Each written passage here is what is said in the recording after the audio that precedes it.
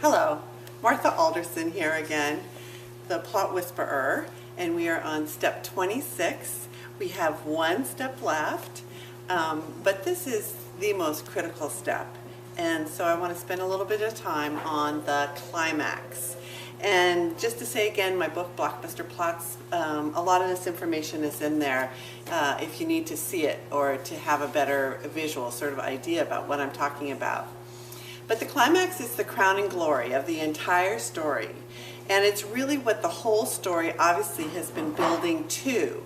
So it's really big, and it does cause a lot of angst with writers because you get the sense that you're building up to this thing, and then it's like, well, how do I develop it? What should it be? What should be in it? And there are all these different elements involved. So I thought we'd go over some of those today and maybe help you answer some questions about what needs to belong in your climax.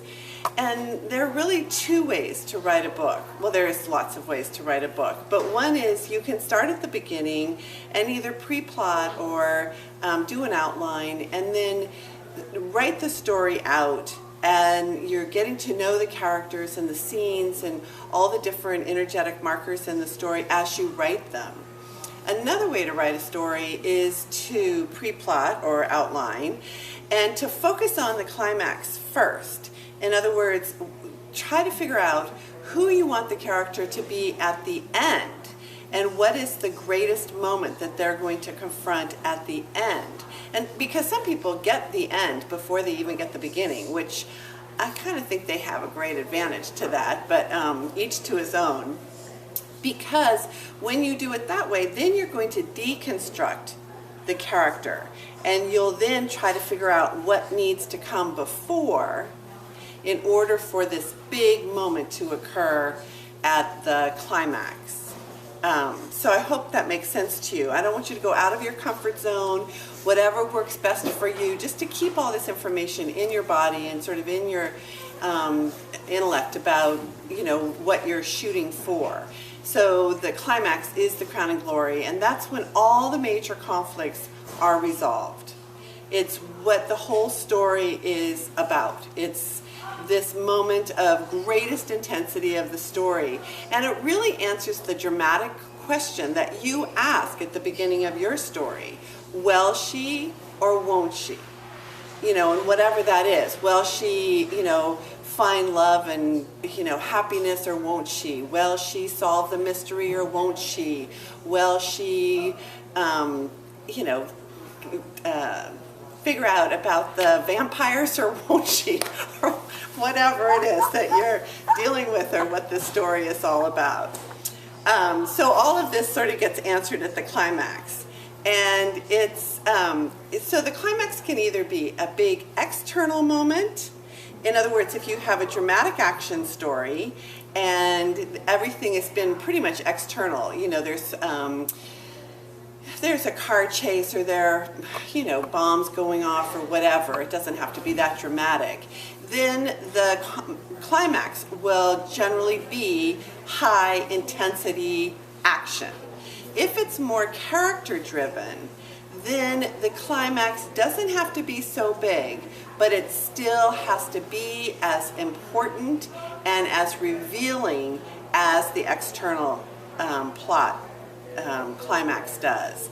In other words, it has to be able to show the character in her transformed state, that she can do something externally. She can make a decision. She can take the steps necessary. She can face her greatest fear, something that she was completely unable to do anywhere else in the entire story, that she needed to go through everything, all the scenes, to learn about herself, to start to rediscover the skills and the knowledge and the abilities that she lost in her backstory, so that she can now come to fullness at the climax. So she can either have her major relationship, we talked about this a couple steps back, come with her to the climax, or somebody can come after the big dramatic moment in the climax to help support her, but The action in the climax itself, where she faces her greatest fear or her greatest foe, she, the protagonist, the one that has been driving the entire story, she has to do what it takes on her own. And it has to feel inevitable. You don't want it to be predictable, but you want it to feel inevitable. In other words, that, you know, from knowing everything in the story, I keep going the wrong way for you, from knowing everything in the story, when the reader reads it or the movie goer, you know, goes back over and analyzes it in their minds, that they can see all the different scenes sort of leading up to this fantastic moment energetically towards the end of the book. And generally speaking, the climax is, it can be the very last scene, although usually there's one scene that comes after it, which will be the resolution that we'll talk about the next time. But generally speaking, it's either the second to the last chapter or the second to the last scene, but it's right at the very, very end. I just read a memoir that is great, and it won the National Book Award, but the ending goes on and on and on, as if she had so much more she wanted to share, or that she, as the author, didn't want the story to end. So that rather than having this sort of finale and feeling this sense of completeness, it's sort of dribbled on a little bit, and you lose the impact then. Once the climax comes, the story is over, and so you want to wrap it up pretty quickly, but we'll talk about that in the next series. In the next step. So, to talk about how it feels inevitable, but you don't want it to be predictable.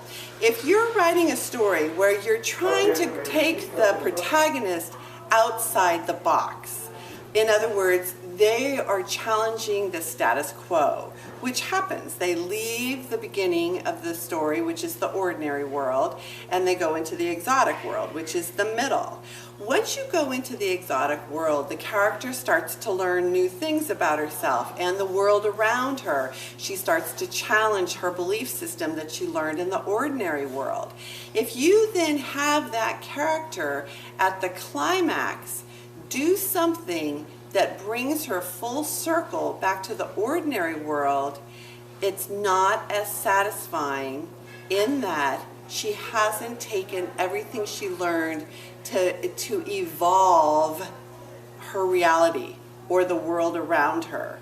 Because when she comes back to the ordinary world, you want her to come back with new gifts in order to lift up the ordinary world, not just to keep her prepare her to go back to the status quo and fit in. You want her to go back to be able to help transform her old community or family or whatever it is, if you're going to do sort of a cyclical story. So I hope that sort of makes sense to you. What I find lots of times when I'm working with clients in plot consultations is that they'll have a great story, they'll have a great exotic world, there'll be lots of external conflict, great antagonists, but when they lift the story up to the climax, we're not learning anything new. She's not sort of, the writer isn't necessarily helping the reader to see things in a new light, or the protagonist to bring these skills that she's rediscovered from her backstory in order to make things better. So I just want you to sort of keep that in mind and see what you can do about it. Whatever you do, don't make it easy. Make the climax tough. She has to be able to stand up for herself and do for herself in a way that she couldn't have done anywhere else. All the forces have to come together to clash at that moment where she will prevail. So, thanks a lot, and I'll see you next week, or next time.